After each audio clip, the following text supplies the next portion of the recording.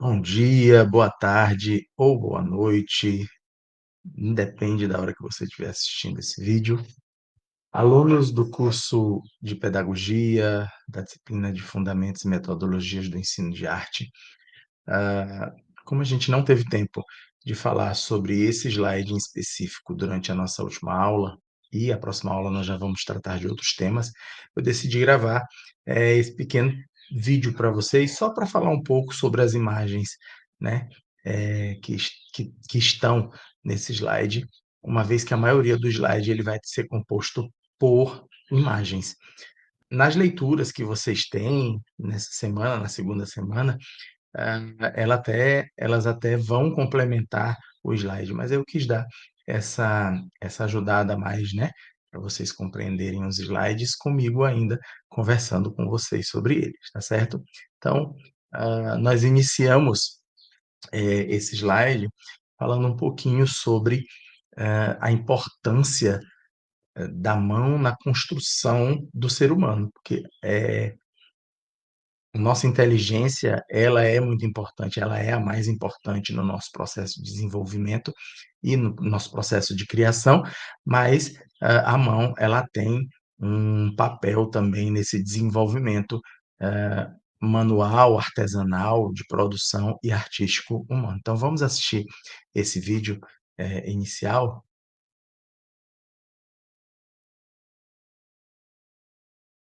Então, tal como o vídeo, né, o Ernest Fischer, que é um historiador da arte, ele vai nos dizer que a mão é o órgão essencial da cultura, o iniciador da humanização. O vídeo diz a mesma coisa, que é um excelente feature, que não foi, somente isso que nos fez nos desenvolvermos e evoluirmos, mas que isso também nos ajudou bastante, né. E aí o Ernest Fischer também diz: "Isso não quer dizer que tenha sido a mão sozinha que fez o homem, mas ela tem, um grande papel nisso tudo, principalmente, o dedo opositor, né, o dedo polegar. O polegar vai nos ajudar a carregar as coisas, esse carregar vai nos levar a criar novos instrumentos, né. Inicialmente, a gente carrega o que a gente consegue, o que a gente pega da natureza, porque o homem é um ser frágil perante a natureza, então ele vai precisar, de novas estruturas, que o proteja e que o faça mais forte, porque nós não somos. Isso vem a partir da nossa inteligência e dessa capacidade de agarrar. Inicialmente, nós vamos pegar da natureza, né, aquilo que for mais, parecido com o que nós precisamos. Então, se precisamos de uma faca, se precisamos furar, na verdade, se precisamos furar, vamos pegar uma pedra, um osso, um galho que nos ajude com esse objetivo, né, com esse nosso objetivo. Com isso, nós vamos, construir os primeiros instrumentos em pedra. A gente vai chamar esse período de pedra da pedra lascada, hã, que é, na verdade, o período paleolítico inferior. E aí, nesse momento, a gente não consegue fazer muitas modificações na pedra, e a gente vai utilizando aquilo que dá. Junto com isso, nós vamos começar a fazer desenhos nas cavernas, nas paredes, né, e aí por isso, pintura rupestre, né. Rupestre vem de pedra, então na pedra ou em pedra, de pedra, a gente vai fazer essas pinturas que nós acreditamos, inicialmente, os homens pré-históricos, né, eles vão acreditar que o que eles desenham está acontecendo na vida real. Então, inicialmente, eles vão desenhar apenas caçadas, porque aí, eles estão se preparando para que aquele animal que ele desenha sendo morto, vai estar morto de verdade, para que ele sobreviva. Tudo o que ele faz nesse momento é por sobrevivência. Até essas pinturas ele vai fazer para sobreviver. Inicialmente, essa pintura ela vai parecer muito com a natureza, porque quanto menos inteligentes somos, mais parecido precisa ser, da natureza, porque nós não temos inteligência suficiente para para criar novas formas ou para entender. Então, para entender, a gente precisa desenhar tal como a natureza, como nos exemplos que a gente vê aí, o cavalo na caverna de Lascaux, da França, e, a cena de caça, a caverna de Lascaux. Então vocês podem perceber que o desenho é muito parecido com a realidade. Depois, né, não tem figuras aí, mas depois o desenho vai ficando cada vez mais geometrizado, porque com a inteligência que a gente vai adquirindo, a gente percebe que a gente não precisa desenhar tal como a natureza nos mostra. A gente pode desenhar da melhor forma que a gente entenda e da forma mais rápida. Então, o desenho ele vai se geometrizando e a gente vai levar essa geometrização por muito tempo. Ah, essa capacidade de geometrizar também vai nos dar a capacidade de aperfeiçoar nossas ferramentas, né? Porque nós vamos começar a moldar na pedra. E aí nós vamos chamar esse próximo período de período da pedra polida, justamente porque tanto as armas, os instrumentos que a gente precisa vão ser melhorados, quanto nós também vamos poder começar a fazer esculturas, né? Daí para melhorarmos toda essa estrutura, tanto de escultura quanto de pintura, demorou algumas centenas e até milhares de anos, né? Mas a gente consegue. E aí a gente entra no segundo período, um dos primeiros grandes impérios dos quais nós vamos ter história sendo contada, que é o Império Egípcio. Né? Eles vão conseguir decodificar um alfabeto, né? Os hieróglifos, e vão nos deixar muitos exemplos de pinturas. Percebam que a pintura é geometrizada ainda, porque não precisa ter a forma naturalmente humana. Então, está geometrizado, se vocês perceberem aí nessa pintura do Tribunal de Osíris. Nós vamos ter ainda, vindo da pré-história, a antropomorfização das coisas, né? Então, nós vamos ter figuras que são meio humanas, meio animalescas. Isso também se deve ao fato da gente estar criando uma religião baseada no que a gente acreditava antes, nas forças da natureza, né? Então a natureza ela vai sendo transversalizada pela humanidade também, né? Pela humanização das coisas. E aí, nesse momento, a arte está muito ligada com a religiosidade, né? Mas principalmente com a religiosidade estatal, porque o faraó no Egito ele vai ser um deus e aí tudo vai ser feito em torno dele. Os monumentos, né? As pirâmides que a gente conhece na arte egípcia, que é a grande representatividade da arte egípcia são as pirâmides, né? Da arquitetura egípcia, e ali é um túmulo para o faraó. E é um túmulo que vai fazer sua passagem da vida que ele está levando para uma outra vida quando ele morre, né? E aí os desenhos também, os desenhos que a gente tem como exemplo, também estão relacionados a isso, né? É para ele fazer a passagem da melhor forma possível. Aqui nós já vamos utilizar mais cores, a gente já sabe fazer cor desde da pré-história, aqui nós já estamos aperfeiçoando essa utilização das cores, né? O Império Egípcio ele vai sendo se acabando, né? Sendo derrotado por questões naturais, por questões de guerra. Os gregos eles vêm se formando como essa nova hegemonia, né? E aí eles vão iniciar a sua arte muito parecida com a arte dos egípcios, se a gente perceber, se a gente for atrás de esculturas egípcias, a gente vai perceber que é muito parecida, ainda num tamanho menor do que a forma humana, mas já com mais liberdade de criação. Aí nós temos dois exemplos de estatuário, né, de escultura, que são exemplos de couróis, que são couróis são jovens homens, e courais, que são jovens mulheres. No caso dos couróis, a representação do homem, ele é baseado geralmente numa representação de pessoa real, né? Já nas courais, essa é uma estátua que provavelmente vai estar sendo, que é uma deusa. Mas a gente vê aí todos os traços geometrizados, ainda vindo da arte, da influência da arte egípcia. E também nesse período, nesse primeiro período da arte grega, que nós vamos chamar de período arcaico, o estilo de cada cidade-estado é que vai dar a tônica da arte sendo feita. Nós vamos ter aí também um outro exemplo de estilo grego, né, a pintura ainda de lado, como é no estilo egípcio, mas com mais liberdade de trabalho, porque no Egito, eu esqueci de falar, a arte é toda, aliás, isso eu não, aliás, eu falei que a arte é toda baseada no Estado, né, então as regras são fixas. Na Grécia, essas regras já não são tão fixas assim, né, e aí nós vamos poder ver, eh, mais movimento, menos geometrização das coisas.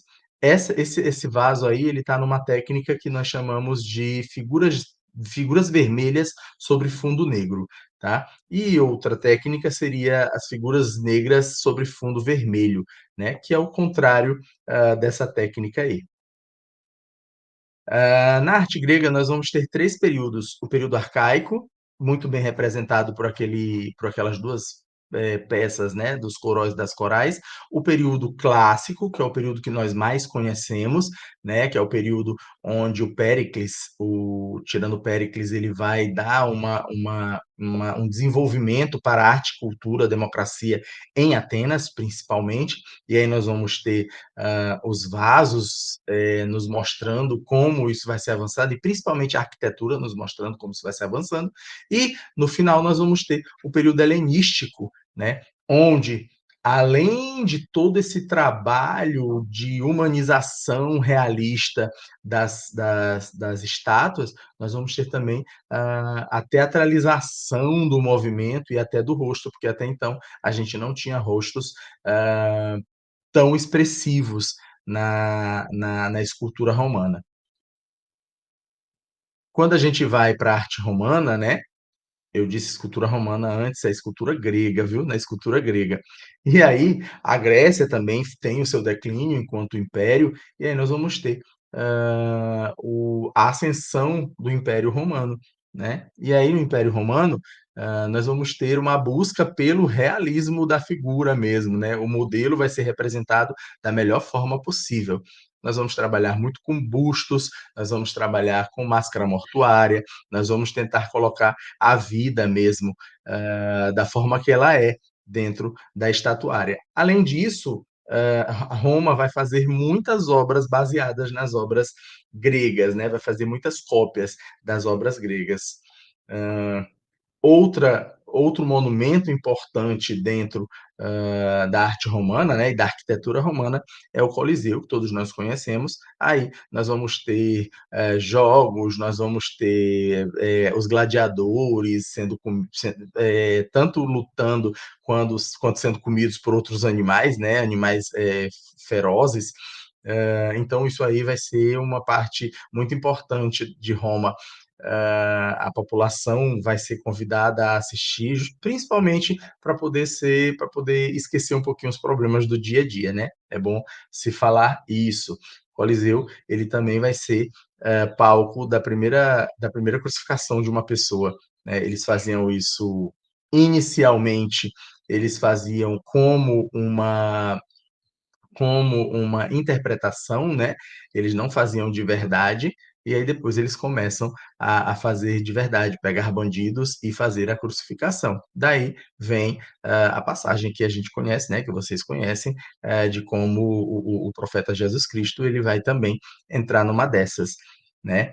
Hã e aí, por conta do profeta, eu falo dele, porque por conta do profeta, dentro da própria arte romana, nós vamos ter um período pré-cristão, onde os cristãos eles vão crescendo, né, essa busca por esse profeta, vai crescendo, e aí, a igreja também cresce, a igreja desse profeta ganha muito poder, o Estado vai adquirir a igreja para si, vai aderir à igreja para si, e aí ela vai se transformar, também num ponto importante para a sociedade, e nós vamos entrar na Idade Média, né, no período medieval, aonde a arte ela vai estar a serviço dessa catequização, dessa inserção, do modo de vida cristão ou da igreja, na vida das pessoas. E aí, basicamente, a arte ela vai estar justamente, ela vai ter o objetivo de ensinar sobre, né, sobre a vida dos santos, sobre a vida de Jesus,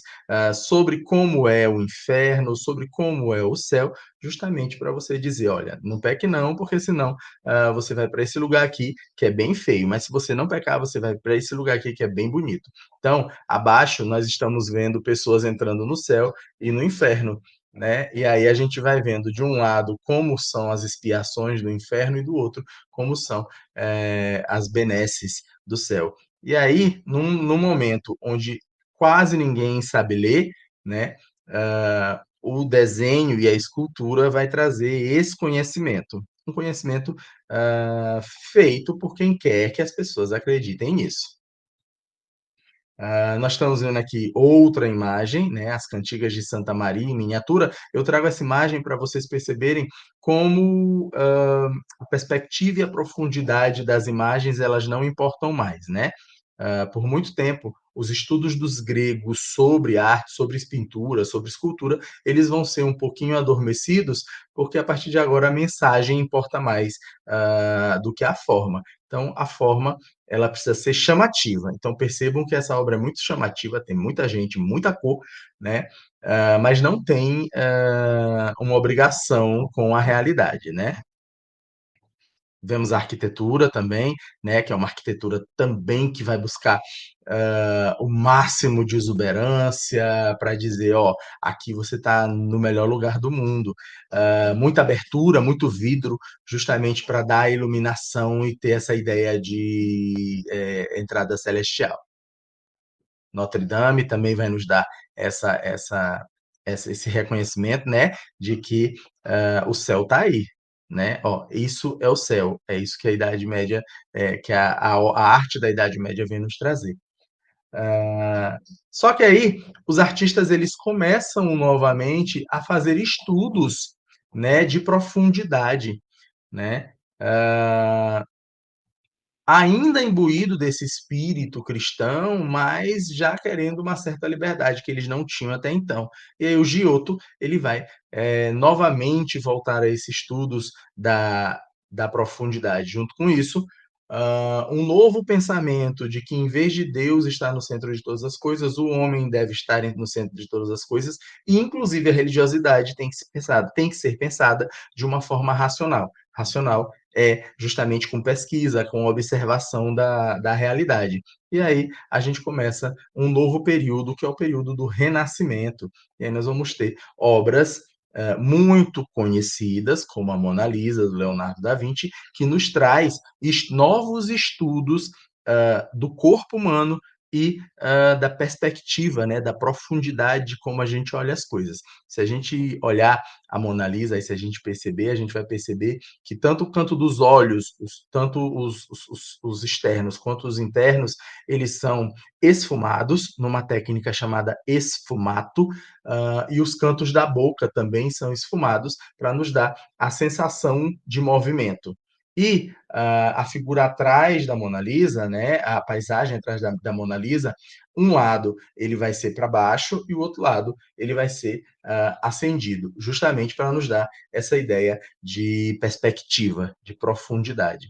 Nesse período do Renascimento, a igreja cristã católica, né, como a gente conhece hoje, ela perde um pouco de poder, né, nós vamos ter aí o protestantismo vindo dentro dessa nova realidade, e aí a igreja decide que ela precisa novamente pegar esse poder, então, a igreja cristã católica, ela vai tentar pegar esse poder novamente para si, e ela vai utilizar da arte também para isso, enfeitando mais os seus altares, fazendo igrejas, na arquitetura. A gente deve ver uma igreja dessas, na arquitetura vai fazer igrejas, de douradas, né, novamente para reacender esse calor dos fiéis, né. E aí no barroco nós vamos ter, essa teatralidade novamente sendo buscada para cativar as pessoas. Além, ó, vocês podem ver aí o jogo no barroco, nós vamos ter esse jogo do claro e escuro,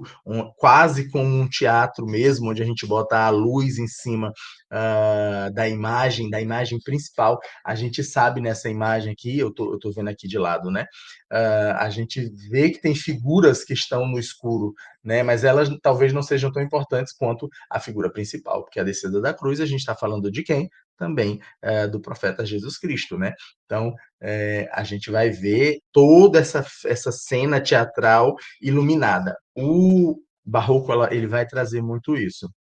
Aqui, como eu disse para vocês, nós vamos ter também essas novas igrejas que vão dar esse ar de riqueza, né, para as igrejas, justamente para que o fiel ele se sinta próspero, para que ele se sinta perto dessa iluminação, desse céu que é tão rico, né? Então nada é por acaso. Nesse mesmo período, a gente vai ter outros movimentos surgindo, movimentos importantes, porque também a gente vai perceber que a população precisa participar das coisas, né. Até então não há, a participação da população. Nós vamos ter aí as primeiras revoluções burguesas, né. A gente fala população, mas a gente também está falando de gente que tem o capital, né. Mas aí a revolução burguesa vai trazer esse espírito de que todo mundo precisa participar de tudo, e aí o povo também vai começar a participar. Até então a gente não via esse povo participando, das obras de arte, mas a partir de agora o povo também vai participar dessas obras de arte. No romantismo, muito de forma idealizada, e aí a gente vê uma representação da Revolução burguesa francesa, né, a liberdade guiando o povo, mas aí já temos o povo participando de alguma forma. Depois, nós vamos começar a pensar no realismo das coisas, né? A realidade de como as coisas acontecem. Então, cenas mais prosaicas, que quando a gente vê a liberdade guiando o povo, não é tão prosaico, né? É uma coisa mais rebuscada. Só que aí, quando a gente vai para o realismo, a gente vê cenas mais prosaicas, do dia a dia, representação do dia a dia. Vejam, com o Renascimento, os artistas eles ficam um pouco pensando em como eles podem revolucionar as coisas, né? Como eles podem inserir coisas novas na sua pintura, né? Porque o Renascimento ele traz a perfeição da forma. Né? São retratos sendo feitos, né? Tudo é muito perfeito. Os artistas renascentistas eles estudam.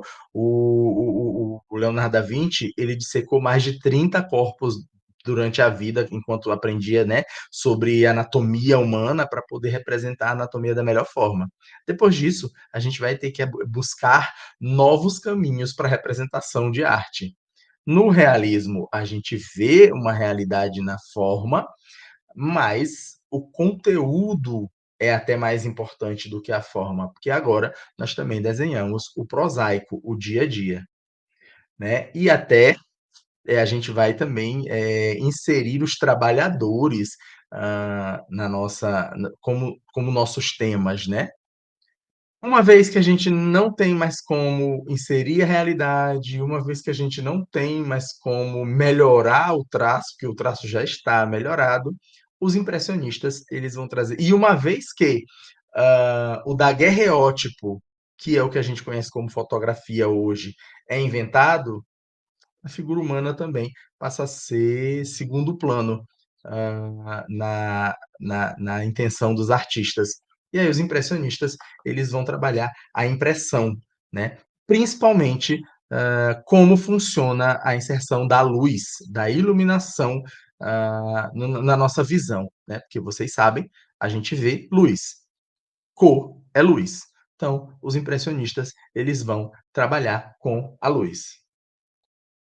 Até se degradar tanto que eles vão trabalhar com pontos, né. O Cerô, ele já vem aí no fim, do impressionismo, num movimento que nós vamos chamar, pejorativamente de pontilhismo, né. É uma degradação do impressionismo.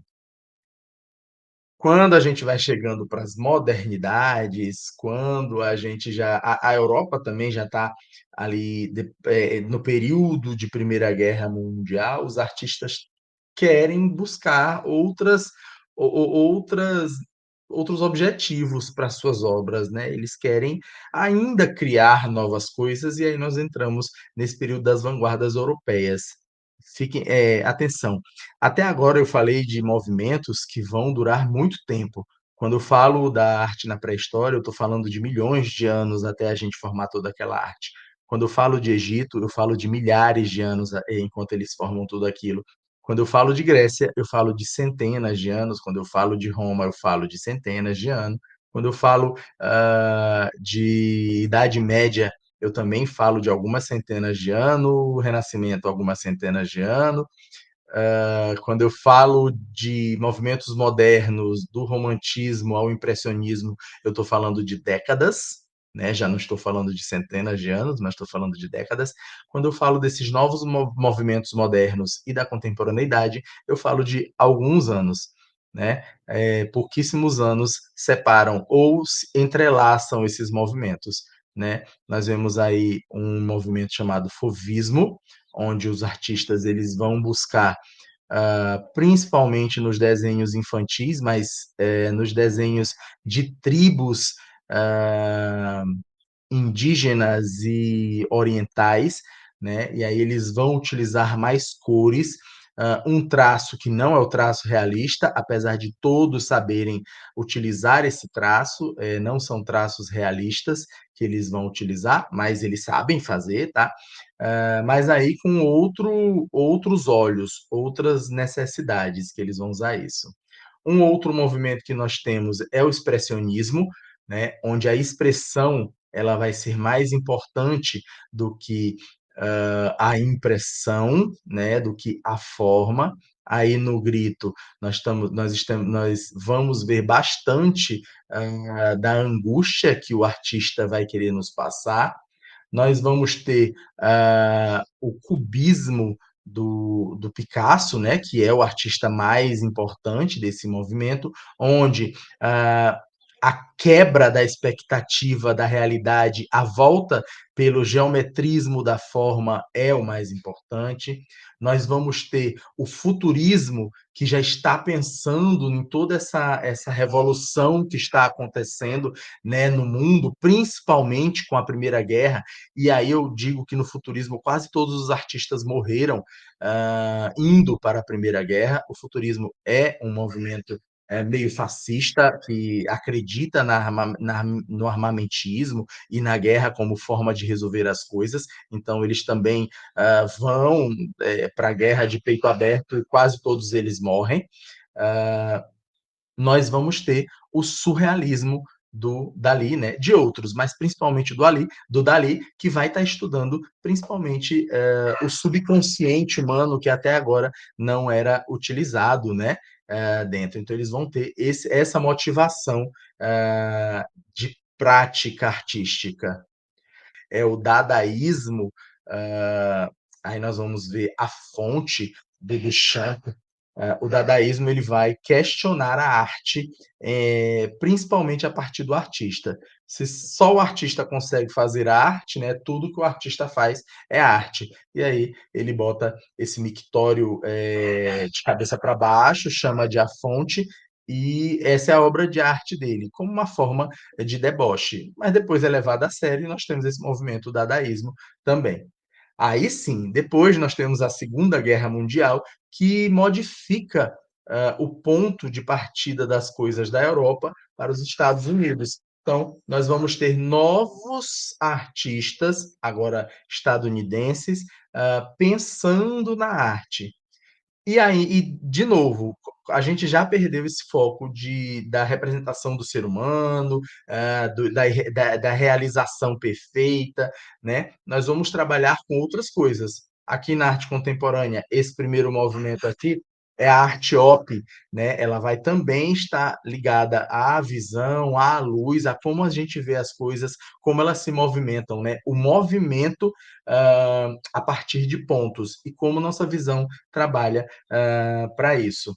Nós também vamos criar obras que se movem de verdade, que a gente mexe. Nós temos uma obra chamada Bichos, da Ana Lígia Teles, que a gente podia modificar ele a partir da nossa movimentação, assim como esses móveis do Alexander Calder também. Eles são obras de arte que depois a arte contemporânea ela é muito pop, então depois ela vira. E esse também é um dos pontos da arte contemporânea. Como ela é pop, ela é de consumo. Então depois eles viram, né, a arte ela vira obra de consumo, como os móveis, que primeiro surgem como obra de arte, depois elas vão para os berços dos bebês, né? A gente tem muito essa coisa do móvel nos berços dos bebês.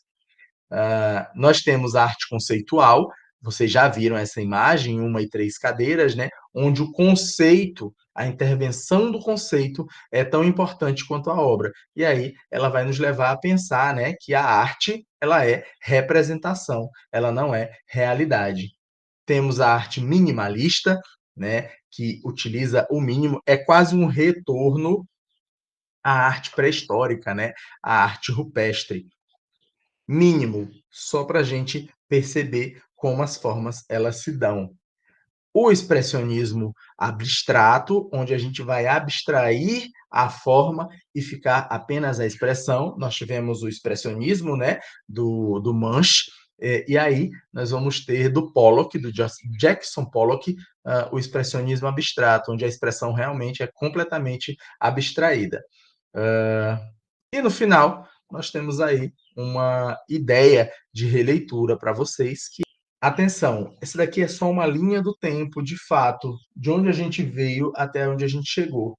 Inicialmente, nós fazemos arte para sobrevivência, a gente não tem nenhum sentimento estético em cima dela. Depois, ainda dentro da pré-história, a gente vai sim ter esse sentimento estético por conta da nossa inteligência, então a gente vai saber que é para contemplar, e aí ela vai se misturando com a religiosidade e vai sendo levada até um determinado momento, até a hora que o homem decide sim, cindir, né, com essas características e vai começar a pensar em outras problemáticas para resolver dentro, das suas obras.